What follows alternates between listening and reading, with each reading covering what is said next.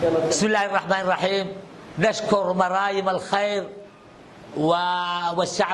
والشعب الكويتي على ما يقدموه لشعب اليمن، ما يقدموه من مساعدات عظيمة ومساعدات كبيرة، وهي ليس غريبة عليهم، مش هي يعني وليدة اليوم، فهم منذ 60 سنة وهم يعينون الشعب اليمني ويتعاونون معه، فجزاهم الله خير. نقول لهم: أنتم نجوم أشرق الكون بكم بعد أن كانت نواحيه ظلاما، وكل من لم يرضى فرضا حبكم فهو في النار وإن صلى وصام.